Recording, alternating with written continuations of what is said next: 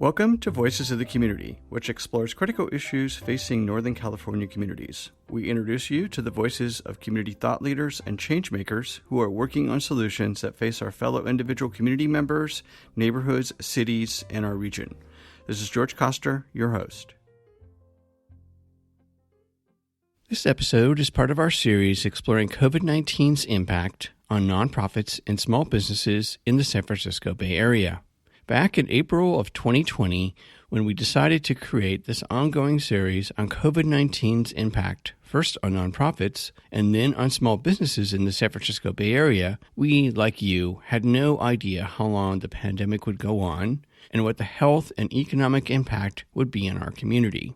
With vaccinations increasing, COVID-19 cases and deaths decreasing, we're now moving into the summer of 2021 with the reopening of the economy and all of the uncertainty of our ever-changing indoor and outdoor, vaccinated and unvaccinated protocols, and the politics that will drive how we all come back together as a unified or fractured community. We will continue to shine a spotlight on the nonprofits and small businesses that make up the fabric of our community, along with the founders and staff who are struggling to deal with the impact of the COVID-19 pandemic on their operations, services, and sustainability until we can all get to the other side of the pandemic.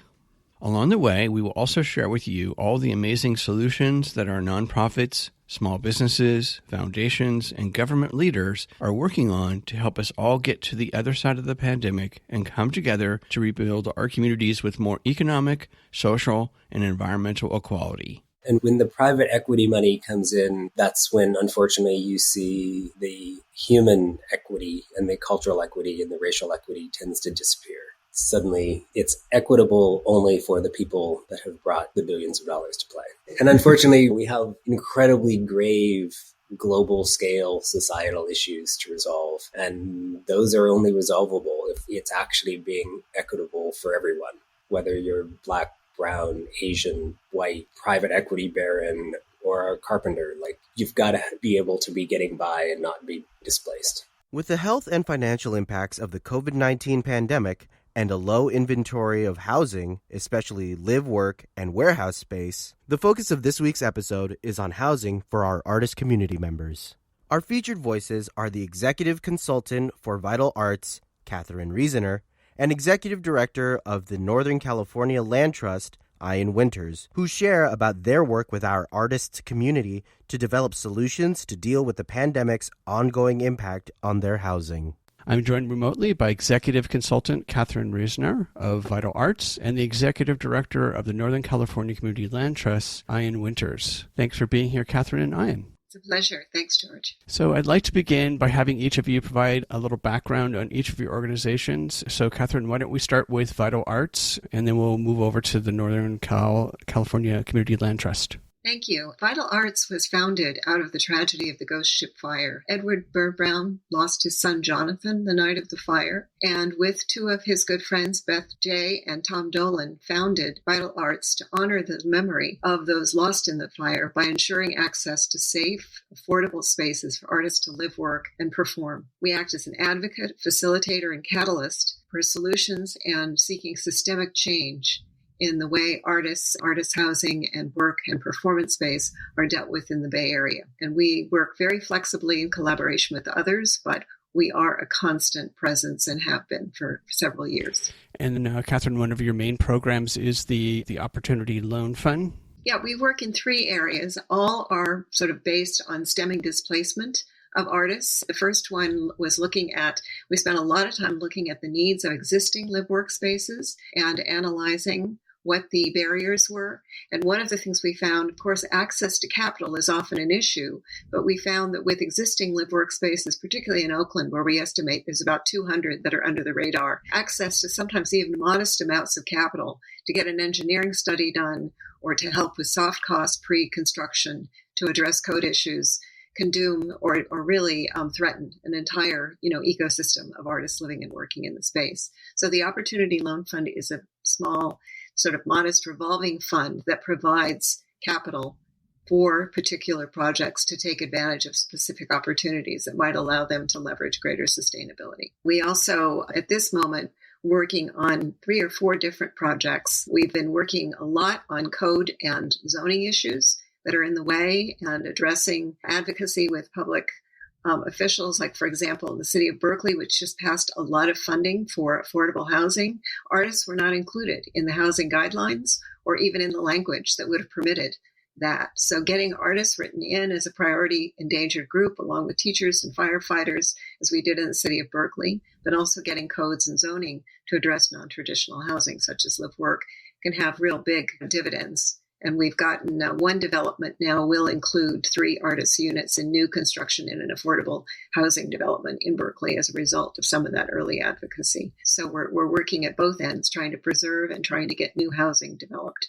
And Kathryn, how does Vital Arts work with Ian and the Northern California Community Land Trust? I should let Ian speak to that, but we're working on a couple of levels. Vital Arts does work through collaboration with others. We know that there are a lot of other agencies that have been doing this work a lot longer than we have, specifically when it comes to things like housing. Very complicated to understand that landscape. And so Northern California Community Land Trust is a really trusted partner because not only do they know the landscape and what some of the challenges on the ground, but they have fostered and seeded several other land trusts and other entities in the area. And Ian himself is a practicing artist and doesn't need us to explain to him what artist live work housing looks like and how unusual it is. So we've been working with them more recently on the Emergency Rental Assistance Program. We can talk more about that. Ian invited us to do outreach specifically to artists to make sure that artists are aware that the state has put aside $1.5 billion, soon to be $3 billion in rental relief, which is now being matched by the feds. We're finding that arts institutions, even at the city level, don't know about this, that the arts community has completely been left out of the communications. It's been very exciting to do that outreach because artists, as many of us know, and we can talk about, are among the hardest hit in unemployment since COVID, and the need is very great. We're also hoping to develop a program that will sort of focus on deed restrictions to existing property that are occupied by artists to ensure that they are permanently restricted for artists' use in the future. And we're looking at different strategies to do that. Thank you. And turning to you, Ian, can you walk us through all of the wonderful programs? You guys are policy advocates. You have your own housing. You have commercial. You're doing co-ownership. Lots of great stuff. Yeah, well, I can try to touch on some things. Above all, so NCLT was founded in 1970 with an incredibly broad mandate that in some ways it's inspiring and at the same time the type of broad mandate that up until this year, I would say you wouldn't have been able to charter an organization. That our original purpose was set up to found and spread the CLT model across Northern California and create a transformative new approach to real estate ownership and equality and this amazing array of things. We started out very small, and our first urban project was in South Berkeley. It was our office building, which housed the East Bay Community Law Center originally, our offices, and the Long Haul Info Shop, and just a host of progressive organizations over the years. And that was the mid-'80s, and we've been slowly growing since then. The last 3 years, we've actually been growing quite rapidly. So our focuses have been and continue to be what we call the Community Co-Ownership Initiative, which is an education program in partnership with the People of Color Sustainable Housing Network that is intended to really transform how do really different communities think about what's broadly construed as cooperative ownership. But legally means there's lots of different sub-variations of it that are best for particular projects. But what we're trying to do is educate people to be able to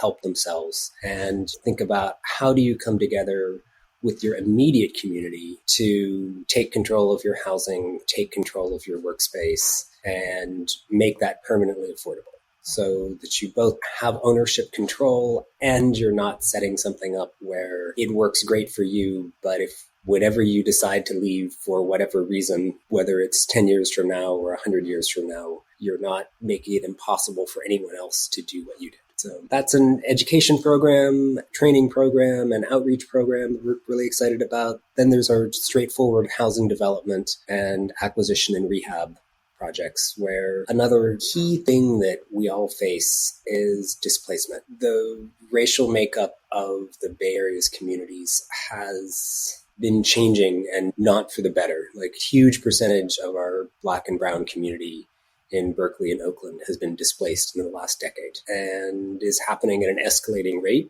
The anti-displacement projects are where we go in, typically work with tenant organizing groups and resident groups to identify buildings, like we did 10th Street in Berkeley. It's a project we recently did where the owner had set up the building for what's called repositioning, which in less banal language means it's going to be sold to hedge fund investors who will effectively evict everyone or convince everyone to leave so that the rents can be spiked. And it doesn't really matter what the rent laws are. The investment organizations have a way of winning. So what we've been able to do, again, with Measure O in Berkeley helped us on one project, Measure KK in Oakland, and various other regional financing initiatives have let us be able to come in, buy a building from the market that is in the midst of this, and start stabilizing the building, identify rehab that needs to be done, and eventually make it so it remains permanently affordable.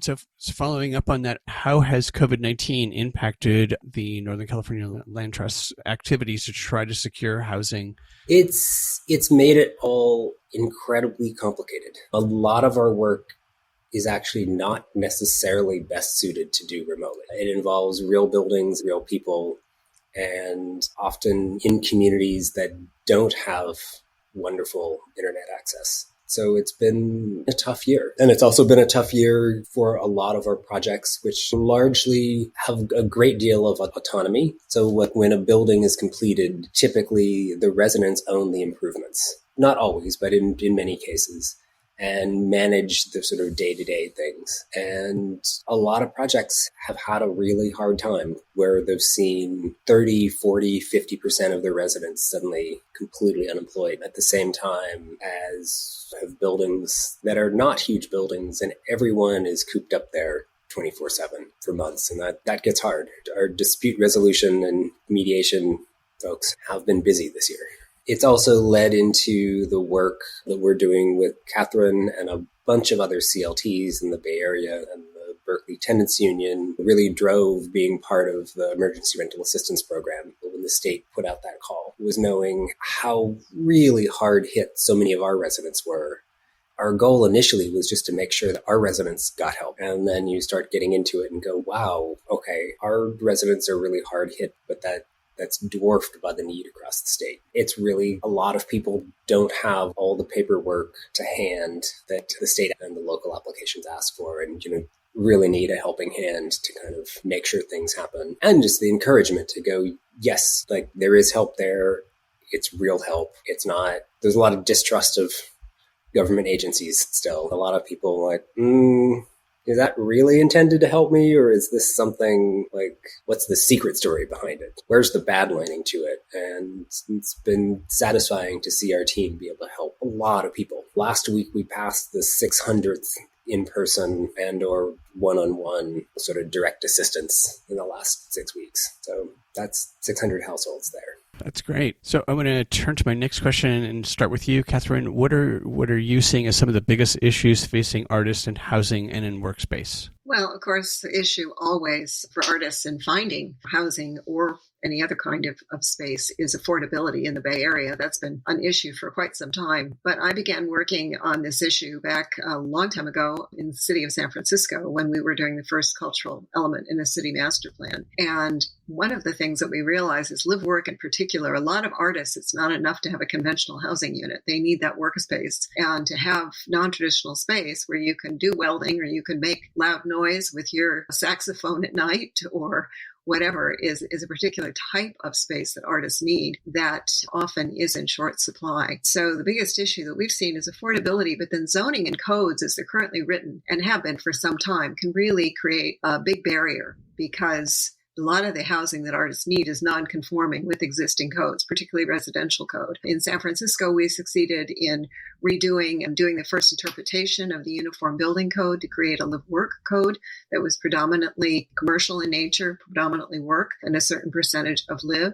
That was unfortunately used during that era. This was the 80s to allow a lot of live work lifestyling units. But the city of Oakland just recently redid their code, put back in some of the stuff that they had stripped out recently, that they had pulled some of those things out, and it's much harder for existing buildings and existing housing to qualify. We're at the point now where we're just trying to rescue or save housing that's been here for a long time that suddenly is seen as non-conforming because there's pressure from cannabis, there's pressure from developers, there's pressure from hedge funds. As I pointed out, this real estate is really valuable. So I'd say first, affordability. Second, the zoning and codes. The third has to do with access to the capital and expertise. One of the things that we found is we started touring buildings, and we work a lot with Safer Spaces DIY, which has worked directly with 100 spaces in Oakland to stabilize them. We learn about spaces that are trying to stay below the radar, that are having problems coming into compliance, and speak with them.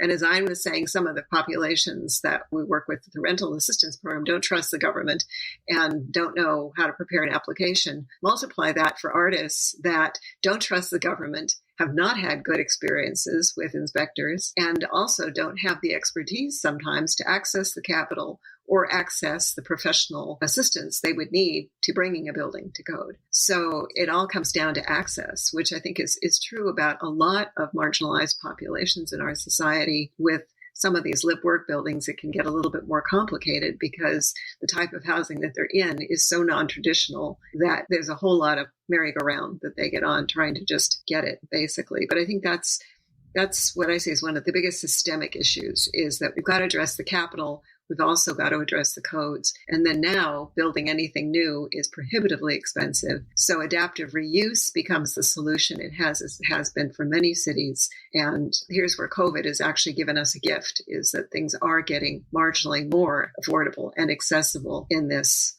situation. Although, as Ian pointed out, there's also sort of a land grab going on with certain people who are taking the long term and trying to get in there as well. So, Ian, same question for you. I mean, you're on the ground with your team every day, not only building, but also managing as well. What do you feel are some of the big issues facing artists and our artist community with regards to housing and work-live spots? So this issue of permanent affordability and creating structures that can steward buildings and keep them affordable really long term is really critical. Echoing Kathryn on that. And there's also the stewardship piece. There are some communities that have been around. There's a huge explosion of sort of innovation and art spaces and things like that in the late 60s into the 70s and early 80s in San Francisco. One of the things as a affordable housing organization with a really long-term lens on things is looking at how do we help all of those groups sort of maintain their stewardship and maintain their viability as they go through. Because it's one thing to start an artist space when things are really cheap and everyone involved is 26. And then what happens 40 years down the road? How do you find the equitable way to balance? Oh, we've got this thing. Oh, but 3 out of 10 people are still active in the arts. 3 really actually want to exit out of it, and they're trying to retire somewhere else. But the only reason they haven't is because they don't want to undo this thing. And there starts to be lots of complicated thinking about how that happens and how at the same time we can create new spaces. How do we not lose a lot of the wonderful things that have been built in the Bay Area? And it shouldn't just be going, wow, you're an artist and you helped build something amazing, so therefore you should just yourself voluntarily walk away from a multi-million-dollar property gain.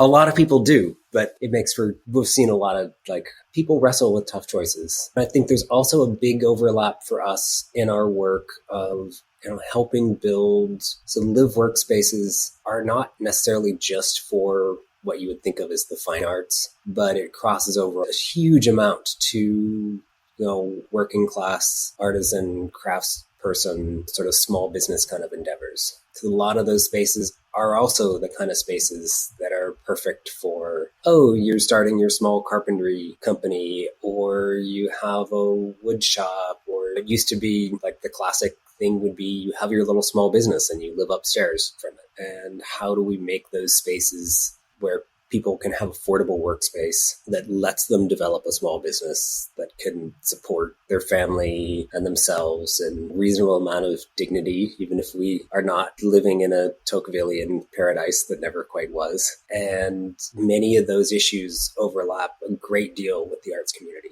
And in fact, many of the same people, because certainly many of my friends in the arts are also in the trades or have a small business doing catering or do things where work and live space overlap. Well, it seems like housing is going, all real estate is going up. I mean, the pandemic appears to have really driven the real estate in a direction I think that most people perhaps didn't think. First, there was the idea that it was going to drop, but now it also appears like there's more scarcity. And to your point earlier, Ian, that there's lots of commercial equity money floating around the marketplace, and they've done an amazing job of going in and helping change the marketplace in a way that makes it unaffordable for so many people. Yeah. And when the private equity money comes in, that's when, unfortunately, you see the human equity and the cultural equity and the racial equity tends to disappear. Suddenly, it's equitable only for the people that have brought the billions of dollars to play. Right, exactly. Works for them. It works for them. And unfortunately, we have incredibly grave global scale societal issues to resolve. And those are only resolvable if it's actually being equitable for everyone. Whether you're Black, brown, Asian, white, Southern Hemisphere, Northern Hemisphere, private equity baron, or a carpenter, like you've got to be able to be getting by and not be displaced. Right. This brings up something that we're working on in Berkeley that Ian and I are both part of, is looking at what somebody called the other day in one of our meetings a post-retail environment, that we're watching not only existing spaces get emptied out by COVID and changes how cities function and retail and commercial space, but even with new developers, we're asking them to build retail on the ground floor as a condition for putting in affordable housing or any kind of building. So we're looking at sort of developers would find it really helpful if they could put some affordable housing, live work on the ground floor and meet some of those affordable housing requirements with ground floor spaces to integrate into the housing they're building places in the East Bay that we're working with. Yet we're also looking at the vacancy rate rising in cities, in prime areas, and space that's going for naught. So part of what we're talking to people about, and I'm having very interesting conversations with like Community Arts Stabilization Trust. CAST is working on a project in East Oakland where they're looking at a combination of affordable housing and live work pop-ups on the ground floor for neighborhood people with arts as an urban development core principle, or what East Bay Permanent Real Estate Cooperative is doing with their Esther's Orbit Room project down in West Oakland, where they want to put in different types of local serving businesses on the ground floor, artists, owners, and other creatives who are part of those businesses up above, and really start to work with structures. And as Ian said, a lot of this harkens back to the way cities used to function, but we are having to try and find new ways to repurpose or rethink all of our existing policies and structures. And unfortunately, the capitalists you're talking about, the hedge funds, there's still, the building industry is still about 10 years behind. People are still building structures that are not serving what society needs now, particularly in urban environments. So I think where, as often happens, we've got creative people in the Bay Area that are really piloting some very exciting solutions to contemporary issues that cut across multiple groups that are really good public policy, but we're having to do a lot of advocacy and convincing people that moving at a snail's pace to adopt some of these new things is not going to get us where we need to go. And you just sort of see the scale. This past weekend, wearing my arts hat, working on a project with a dance company called Robert Moses Kin in San Francisco. So we're now suddenly have a little company residency in what was the Gap building. And so you kind of go, okay, what has happened when a company like the Gap can no longer afford to pay the rents in downtown San Francisco on Market Street? It's vacant, yet rents aren't falling, but that's a striking example to me. Here's one of the busiest street corners in San Francisco. Previously, one of the top dogs of global retail can't afford it. Yet here we are, as me as a video artist and Robert as a mid-sized dance company and choreographer. We're getting to use the space, which is great, but it's curious. I'd like to turn to my next topic and have each of you share a story of what it's been like, perhaps one of your favorite stories of working with our artist community around housing, equity, etc. So I'm going to start with you, Kathryn. Okay. Well, my favorite story actually doesn't have to do with housing at all, although it is an organization that is looking at building housing and adding housing. But we began working with the group Moxie in Oakland, which is the largest remaining industrial art space in the Bay Area, for at least in the East Bay. A lot of the really large industrial buildings that housed artists and people who could make really huge things, like for Burning Man and so forth, are gone. They've been forced out by cannabis, they've been purchased, they've been rented or raised, and property turned over. Moxie is the last remaining one, and they were having difficulty. They were serving hundreds of artists around the Bay Area because they had a unique place where you could fabricate and make a lot of stuff, work with large steel, et cetera, and whole ecosystem of artists depended on this space. They suffered a fire a couple of years ago, about a year and a half ago, which wiped out some of their studio space. Someone who they had sublet to for a project did the sort of a classic beginner's mistake of bagging up some linseed oil after sanding some wood. And during the daytime, while people were there, a fireball tore through part of their building. They had all the safety procedures in place, and they were able to deal with the fire pretty quickly. But then suddenly they were on the verge of wondering whether they were going to have to just go under and give up, because, of course, waiting for the insurance company to reimburse so they could start rebuilding, so artists could move in, so they could start making money. And Moxie was a really interesting space because it was also an incubator space for small artist entrepreneurs. All of the artists occupying studios there were purchasing jointly some really amazing equipment, enormous laser cutters, CNC machines, sharing things and subletting, subjobbing, and subcontracting to each other for commercial work that was not only bringing money into them, but was employing other artists. And they were doing a range of projects, and it ranged from tech offices to small restaurants to artist fabrications. So we were approached, and even though we were focused on housing, we were told Moxie just really needs capital to get through the next 90 days or their history. So Vital Arts, through the Opportunity Loan, which we created, raised funds and gave them a short-term loan. It helps that one of their founders, Atticus Wolf, very savvy, was able to really meet with people that were involved with Vital Arts and put forward the business plan and explain the economics of their whole thing and how they really train and enable artists to make a living, which was very attractive to us, and that they were a long-term proposition. Literally the month we gave them the money, COVID hit. They had artists that were having difficulty paying rent. They were all over. But they immediately pivoted to making PPE. They got a large donation of plastics. They brought artists in that knew how to use their advanced laser cutter and all their stuff. They started delivering thousands and thousands of face shields to hospitals all over the Bay Area. At one point, Moxie was coordinating 700 artists in the Bay Area and a number of other organizations, from Laney College's sculpture department to toy makers, working with groups that were distributing the PPE, and became like a hub. They employed artists. They found ways to raise money, employ artists. They had volunteers and paid people on the line creating this stuff. Gave people a sense of purpose, a way to gather in community, to work safely, and create something that society really needed at that moment. I was just on a site visit with our board there that last week. And the exciting thing is, because of Vital Arts investment and them getting through that really tough period, their landlord decided that he could go, instead of month to month, he's given them a 15-year lease. They now have plans to vastly increase the number of studios. They're bringing in giant containers. We saw on site, it's a wonderful model. They've restructured into 3 different entities. So they now have sort of a firewall between the fabrication and the holding company for the property. So the property can be tended to regardless.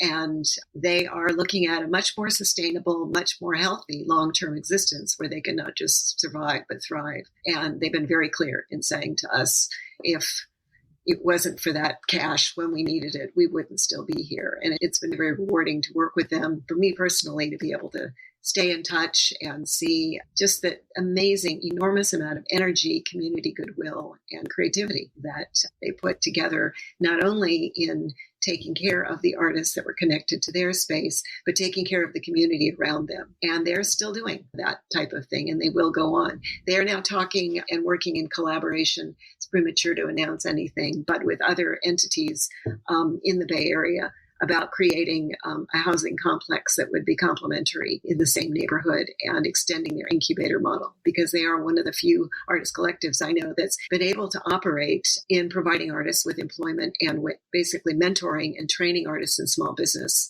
and entrepreneurial methods. So that's been exciting to see. Thank you. Really wonderful story of people using the proverbial pivot to survive and find new opportunities. While serving the community, which I think is key. Exactly. I mean, 700 plastic shields at the time that we needed them most. Well, they were making 10,000 of these every 2 weeks. Wow. They coordinated 700 artists and makers, but the quantity, they ended up donating 1,000 to San Quentin. They got to the point where they were able to, they passed them out at the Black Lives Matter March for people. So they've always thought in this lateral way that I think a lot of artists do, which is not just what's good for us, but what's good for the system and the community that we're part of.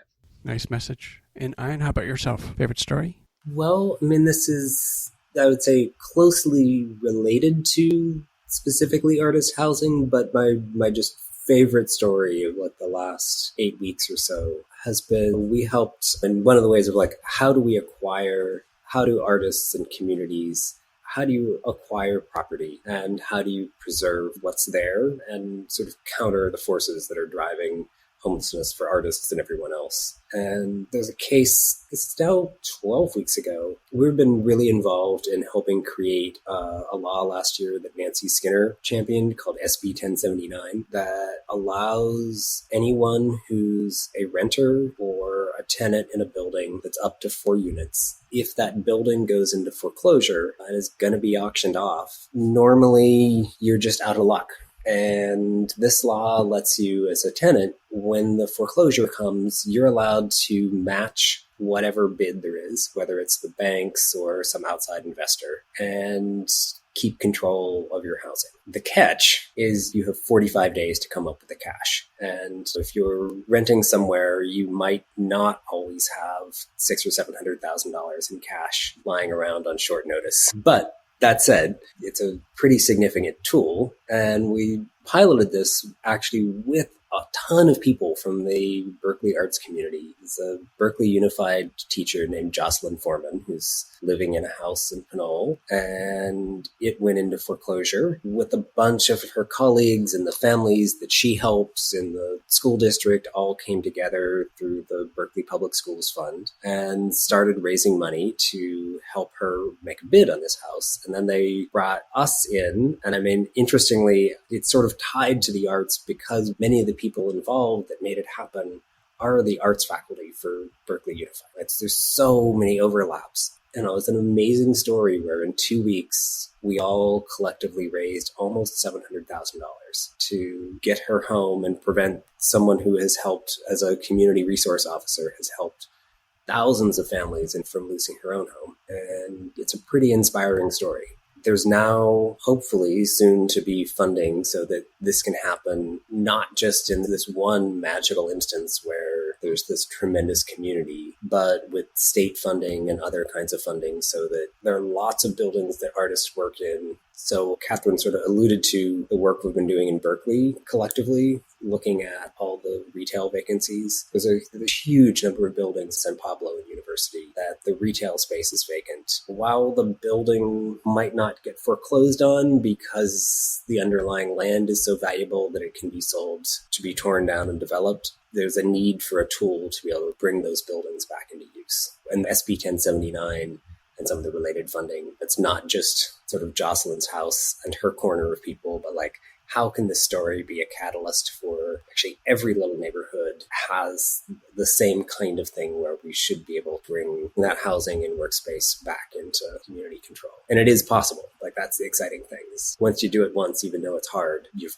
got a home that you can point to. And I'm staying with you, and same question for Kathryn as well. So folks who are listening to the show, how can they get engaged in supporting your work? I mean, obviously there's donation. Can people volunteer? Would people rallying behind the new piece of legislation with Skinner to help lobby for City of Berkeley, City of Oakland? I could tell you the City of San Francisco has massive amounts of retail space. You've noticed it yourself. How can folks get engaged? Yes. Well, kind of all of those things. If you want to donate and you're able to do so, we take all most major forms of modern currency, not Bitcoin yet. And we've also been a tremendous number of our projects have come about through people doing planned giving and kind of long-term donations where a home becomes affordable housing after someone passes away or it gets donated to us. So that's one thing. And on the outreach side, the legislative piece of kind of the ideas in Berkeley are kind of going through efforts through the Arts Commission. But there is one thing you could do right now, which is this week,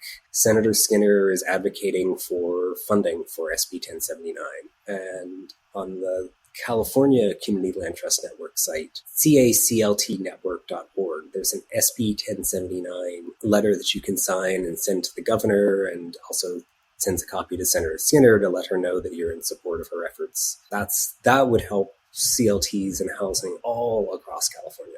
Great. And then can folks volunteer at this point? I mean, we're going to all come out of this tomorrow, but that's the 15th of June. Can folks who want to volunteer help in any way as well? Yes, we certainly have many different areas that you could volunteer with. We have a small project committee that helps review projects, like expertise in building, construction, and finance. Like those kind of expertise are really welcome. If you know a lot about teaching and or filming, the co-ownership initiative helps develop curriculum for creating your own cooperative or kind of community-owned real estate of different kind that we share with EB Prick, People of Color Sustainable Housing Network, and a whole bunch of other CLTs around the Bay Area. So those are ways you can volunteer. That's great. And turning to you, Kathryn, how can folks get engaged in helping Vital Arts? I think there are two critical ways. We're very tiny. We have no staff. I'm an independent consultant that helps Vital Arts, and a very few hours is a volunteer board and advisory committee. So we're looking to grow and build those groups. So we are interested in that. What I can say right now is that we are accepting donations, which make possible time, energy, and some of the work that we do through the Opportunity Fund. You can learn about that on our website, which is www.vitalarts.org. You can donate. And also we've launched a new mailing list for advocacy purposes. As Ian said, we keep a mailing list. We're starting to be able to develop that as a tool for advocacy when we're working on something. We know, for example, that the city of Oakland is about to unveil a new downtown plan, which is going to have some critical set-asides for art and culture. They're going to need support for some of those ideas because it's going to put requirements on developers that they set aside space for artists and cultural organizations. So we're sort of at constantly advocacy, political pressure mode. So you could sign our mailing list, send us a donation to help with the work is great. And volunteering is specifically on our committees and our board. And we are looking for good candidates for those that can help us as well. Thank you. So this is a final question for both of you, but what do you think are some of the good things that have come out of the pandemic that could support our artist housing, more engagement with arts and arts education? Well, I tend to be a bit optimist anyway, but I think that the arts community has come together through the pandemic in a way that it hasn't been in a long time. When it started, I was on weekly meetings with all of the nonprofit groups in Berkeley, for example. Oakland Arts Groups meeting has been a lot more meetings, a lot more convenings. They were mostly Zoom, but bringing people together to talk about shared ideas. So collaboration is starting to be, it always was so difficult to do between a lot of entities. We're seeing a lot more collaboration and a lot more people working together because the bigger fight is not between the way we want to do things, the way you want to do things. It's the bigger threat to the arts as a whole. The other thing that I see is that the value of artists and their contributions has been recognized and made abundantly clear. George, as you mentioned earlier, it's the having that whole industry sort of close and go away. No live music, no theater, no dance, no art shows. You can go see museums closed down. People began to realize how much that really meant to their lives. And a lot of what was keeping people sane through the pandemic was the arts and what artists were offering them in their living rooms in whatever form. So we saw not only a shift in starting people really recognizing what artists were doing, but here in the Bay Area, we've seen artists being on the front line as what we're calling second responders, leading a lot of the efforts around things like PPE, organizing food banks, organizing community volunteers coming together to help the homeless, really pivoting to being on the front lines of working to help those less fortunate with food, shelter, and other items, even as unemployment for artists in the Bay Area has been anywhere from 65% to 95%, depending on what community you're talking to. So it's been a rough time. I think our advocacy has gotten stronger. We are all in the position right now at Sacramento level, at the city level. We have a new East Bay Arts Advocates group that is advocating for more funding coming out of this CARES Act. We did successfully, from the federal government, get some funding to try and help the arts through COVID that was bigger than the entire national budget for the arts. Usually that comes from the federal government. So we're starting to slowly get people to recognize. And right now, we're making the case that not only do the arts need support for recovery, but that the arts are key to the recovery of the economies and the communities that we're a part of.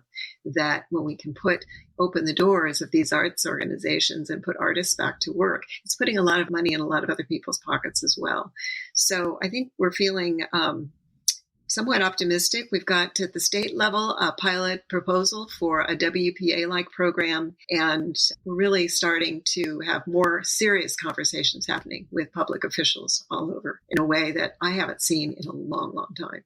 So I'm optimistic that collectively we're stronger than we were before COVID, even though individually so many people are suffering. Thank you. It's a good message. And how about you? You're on the ground there doing housing as well. So what are some of the good things that have come out of this catastrophe? Well, I would definitely echo what Kathryn said around the degree of organizing, engagement, and advocacy that has really transformed over the last year.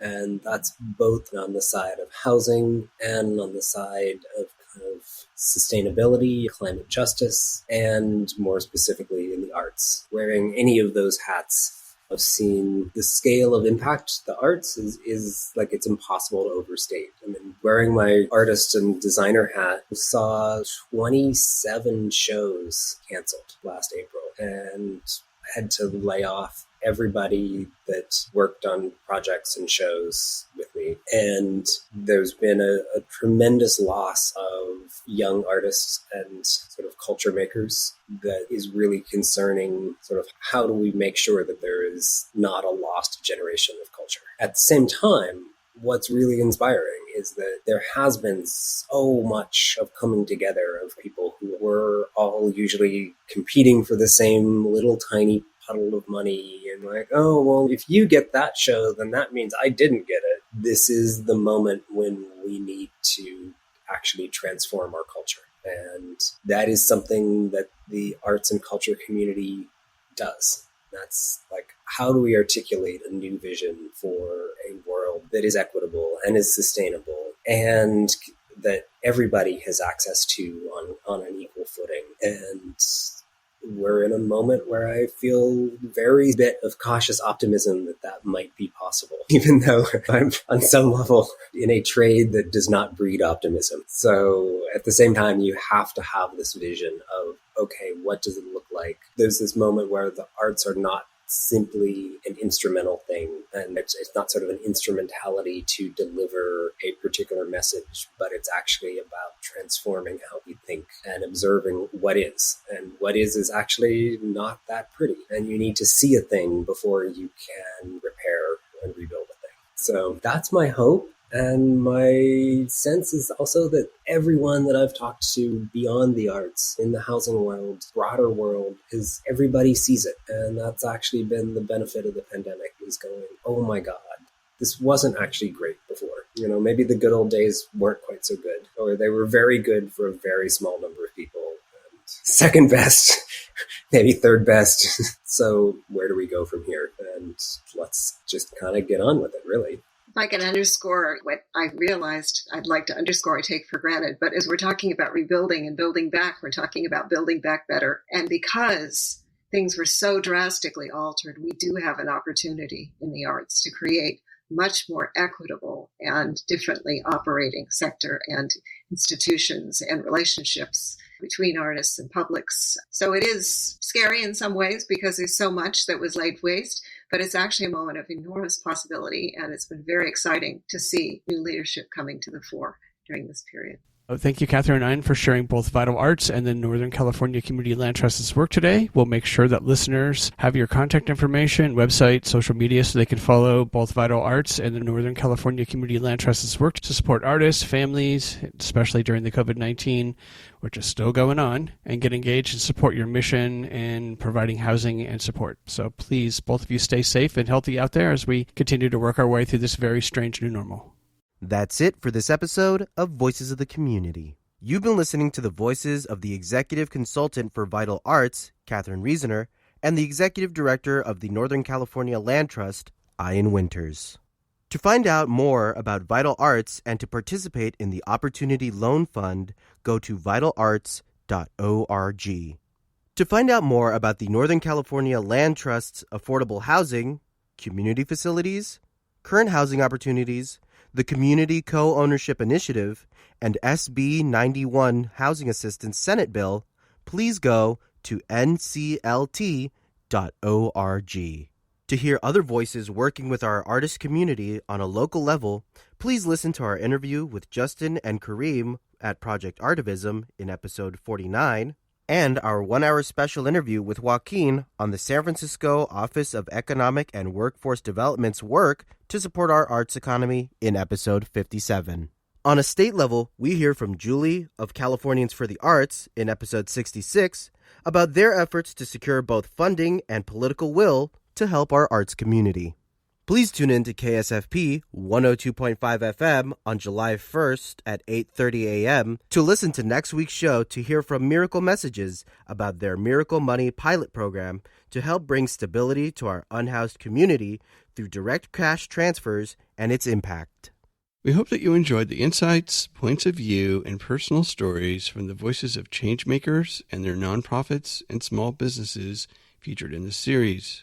To find out more and get engaged with the nonprofits, small businesses, and staff members featured in the series, please go to my website, georgecoster.com, and click on Voices of the Community to find links to the extended versions of these interviews and to listen to the entire series.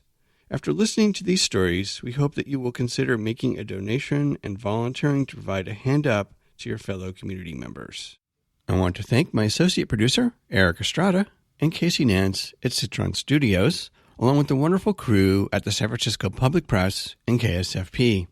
Voices of the Community is a member of Intersection for the Arts, which allows us to offer you a tax deduction for your contributions. Please go to georgecoster.com and click on the donate link to make a donation to help us provide future shows just like this one. While you're on our website, you can enjoy our archived past shows, which feature community voices working on solutions to critical issues facing Northern California communities. And you can sign up for our newsletter to find out more about future shows, as well as shows and events from the organizations that are included in our episodes. Take us along on your next COVID walk by subscribing to Voices of the Community on Apple Podcast, Spotify, and Google Podcast, or wherever you get your podcast. You can follow us on Twitter at George Coster, and we'd love to hear from you with feedback and show ideas, so send us an email to george@georgecoster.com. I'm George Coster in San Francisco, and thank you for listening.